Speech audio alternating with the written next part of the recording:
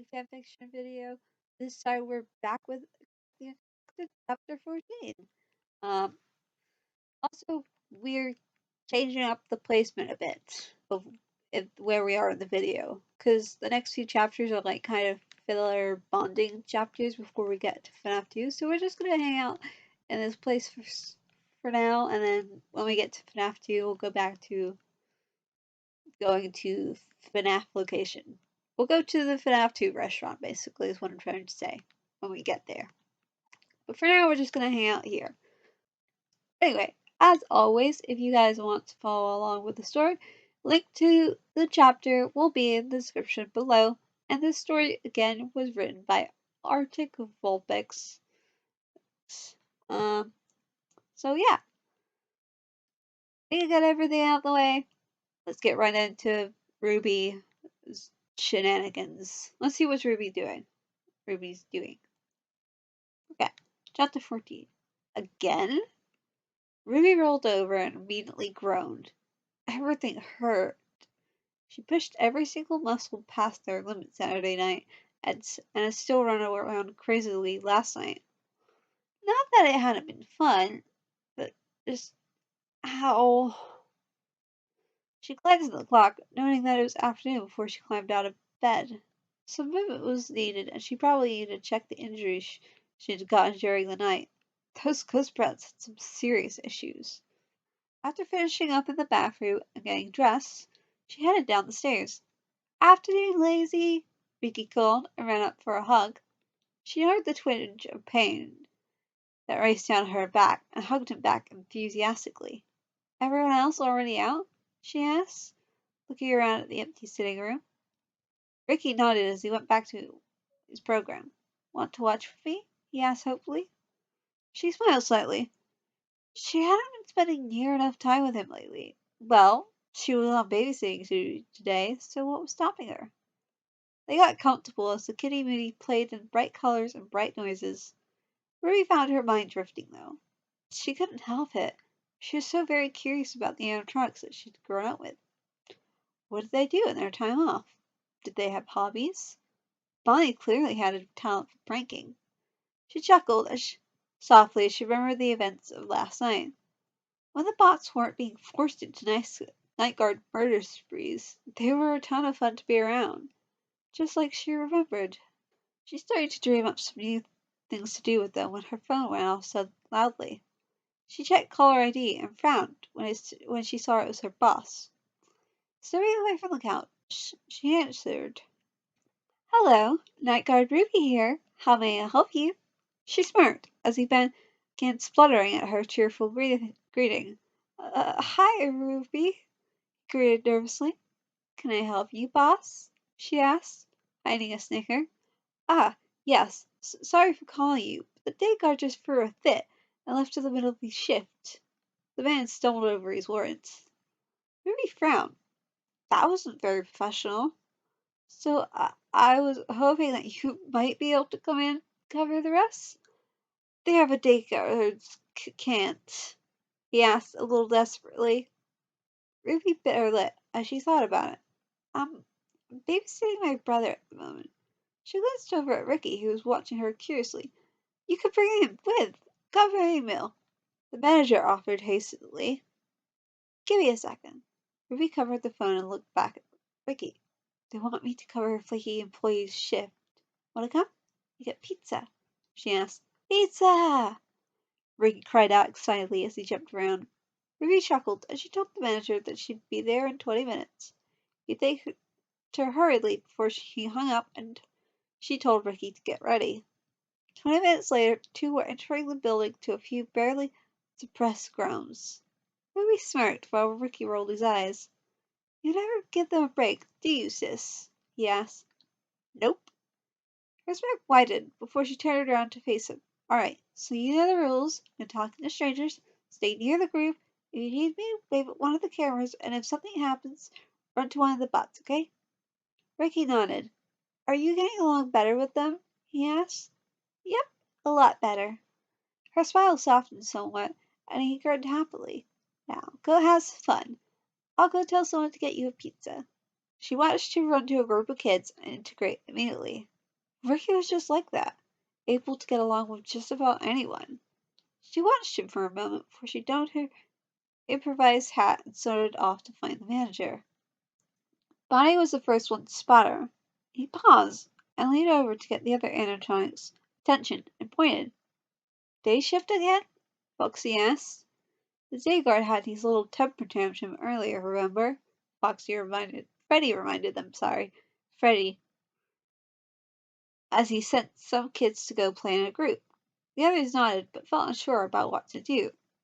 Usually they avoided the night guard during the day with overflowing hostility, but, well, it was different now. Then again, they could just imagine the skittish employee's reaction to the night guard being buddies with the robots. This was uncharted territory, so they decided in the end to let Ruby make the first move. It certainly didn't take her long. She ended up in the room with all four of them when they were doing a show together on stage, while she was handing a pizza box to her brother. As the show was coming to an end, she looked up and grinned at them, the glint in her eyes promising some form of drama soon. They sighed and resigned themselves to the inevitable. After they were back among the crowds with the worried employees nervously looking between Ruby and the bots, she moved forward. People held their breath, wondering what the crazy girl was up to now. Sure, the bots had never done anything in public before, but they weren't dangerous. Jerry hung around nearby with a few others trying to keep their panic in. She sidled right up to Bonnie and tapped him on the shoulder, standing on her tiptoes to reach. The rabbit glanced over at her, but instead of glaring like everyone who was bordering on fainting expected him to, he just tilted an ear forward and leaned down slightly to catch what she was saying. The absolutely wicked grin that appeared on his face didn't help their stress levels, though. None of them could hear what was being said, but they were shocked when Ruby pulled the animatronics over to the group of kids that her brother was playing with. Freddie and Chica watched on suspiciously, wondering what the two were cooking up. Foxy took one look before he ducked into Pirate Cove where it was safe. What's going on? One employee asked. They were all confused by the general lack of killer intent they were feeling from the bots. Hey kids! Rick and his group turned around to see Ruby wearing her signature smirk with Bonnie in town. You up for some fun? The answering cheer was enough for an answer. We're locking the craft box from now on, the manager announced while he surveyed the damage. Ruby had brought a bunch of glue guns with her to work, and armed the kids and Bonnie along with the contents of the craft box. The room, and Freddie, Chica, and most of the employees, now resembled a grade 1 arts and crafts project. Foxy had been roped in as well, and the entire group was currently hiding out in Pirate Cove. Strangely enough, there were also random gemstones all over the place, like the kind that came from Bedazzler. You should just fire her! Henry, apparently more sparkly than a disco ball, snarled. The manager looked at him in disbelief. She survived the week. As a night guard, she may be crazy, but she's great at her job. The parents had been spared, and actually found the prompt war entertaining. Eventually, the war ended when Freddie managed to snag Ruby by the jack and dragged her away from her forces. He pulled her up to eye level and glared at her. The other workers panicked, thinking that the bear was about to kill her right there. However, Ruby just smiled sheepishly and held up her glue gun in surrender. The bear shook his head and let her go after confiscating the weapons. Without their leader, the others did lose interest, and gradually things went back to a slightly more sticky and glittery version of normal. Ruby dusted herself down, got a high five from Bonnie, and then headed off to her rounds again. Before she was out of the room, though, one of the employees asked her why the Trunks weren't trying to kill her, in a roundabout way, and if she had tampered with their settings. She looked at them in confusion. No, I just annoyed them until they gave up. Cool now. She left the worker staring at her in disbelief, greeting Foxy on the way. As the day wound down and they started closing, Ruby did one last round. I'm glad to see that you're settling in fine. the manager said when she bumped into him near his office. Yeah, she grinned. This job's pretty awesome. He debated asking her about the animatronics when Foxy turned the corner headed in their direction. The man tensed up, not comfortable around the bots when they weren't and kids around. The other workers around them did the same. Foxy didn't even seem to notice as he grinned at Ruby. You're a menace. You know that, lass, he chuckled, holding up some tablecloths that used to be white and were now covered in paint.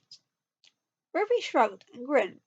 Well, when I found out there was a crafts box, I just couldn't resist. The fox shook his head, still chuckling while everyone stared at them in shock. The ease with which he spoke to him was unheard of. So, you still coming for your shift tonight? Bonnie asked suddenly. Everyone jumped in fright. They had been too focused on Foxy to notice the rabbit. She nodded. Of course. I need to take it easy tonight, though, unless you want to ever end up dealing with a sugar high me. Their frantic head shaking had her laughing again. They both looked happy that she was coming for her night shift as well. Well, I better get Ricky home. Looks like he's about to fall asleep. Said boy stumbled over to her tiredly. Really don't know where you get all that energy from, sis. He yawned. She just laughed and ruffled his hair. See ya. She waved at them before heading out and around Ricky. Oh, sorry about the peanut butter incident in the bathroom. Wasn't supposed to splatter that much. The humans all shuddered as they remembered the state of their bathroom earlier. Her new peanut butter bombs were leaving sticky messes everywhere. Ruby skipped through the door at 5:12 and ran for the office. By the time 12 chimed, she was back in the main dining room with the tablet. Hey, everyone! She yelled, her voice echoing. Come here! Got something to show you. The bots came over to her, only slightly suspicious. Goldie materialized out of curiosity as well. What is it? Chica asked. Movie nights! Ruby sang. They stared at her blankly while she pulled out her laptop and a projector. Well, I thought we could relax tonight while I educate you all on awesome movies, she grinned. What do you have in mind? Freddie asked, curious. The bots heard about the kids and parents, but they didn't actually get to watch them themselves. To start off, she spun around excitedly. Harry Potter Marathon! She urged them all to sit down while she got the movie started. They were hooked half an hour into the first one. We should do this often, Ruby suggested at some point. Don't want you all getting burned out with the games and all. It was only about that point that the bots realized that Ruby had done this because she was worried. They worked all day with kids and ran after night guards all night. They didn't really get any relaxing time. To be honest, it did get to them. They did feel burned out. She was lying on her stomach between Bonnie and Foxy with her chin propped up in her hands so she didn't see the thankful looks being directed at her. Yeah, we should, Bonnie murmured. Freddie, who sighed softly to himself. Freddie sighed softly to himself. Who would have thought that a night guard was the solution to all their problems? Foxy reached over and ruffled Ruby's hair. Thanks, lass. She turned her head and grinned. No problem. Can't have anything happening to my fave bots now, can I? I'd be heartbroken. How often did you come here? Come anyway, Bonnie asked as his face scrunched up, trying to place her in her memories. You mentioned you came here as a kid. Before Ruby could say anything, Foxy snorted. She's the kid that broke her arm falling off the mast of my ship. It took them all 5 seconds. You're that little girl? Freddie, Bonnie, and Chica cried out in surprise. Am I really that different? Ruby asked thoughtfully. No, Foxy answered deadpan. You're still a little hellion. She smiled sweetly at that. Why, thank you. Explains a lot. Freddie was nodding his head slowly. They all had many memories with her. Even if she did spend a lot of her time with Foxy as a kid, she still played with all of them. Hey, didn't you make me play my guitar a lot? Bonnie suddenly asked. Remember? Ruby actually blushed and laughed. Yeah. Actually, you're the one who made me want to learn to play. So Ruby got embarrassed too. Good to know there was some normalcy there. Maya stared at shocked. You play? She nodded. Got a guitar for my 10th birthday and started taking lessons. The blush was still on her cheeks. Seemed like something she was a bit shy about. I play for Ricky sometimes, but I haven't had much time to practice lately. She waved at the building in general instead of explaining. Why did you take this job anyway? Chica asked curiously. Ruby grinned at her. I was bored. They all rolled their eyes at her. Bored. So she took a life-threatening job. Right. She just laughed at them and went back to watching the movie, which Goldie was still entranced by. Ruby didn't think the bear had heard even a word they had said. She giggled at her. She giggled a little at her intense focus before Bonnie caught her attention again. Hey, Ruby. The rabbit was looking slightly to the side. She looked over at him, tilting her head in silent question. Thanks for taking the job. She blinked in surprise, while the others nodded. We really do appreciate what you did, Freddie murmured softly, glancing at Goldie, who would never have been able to relax like this previously. Ruby gave them one of her rarer, gentler smiles. Anytime, guys. She turned back to the movie when it seemed like they were growing a little flustered, hiding a smile.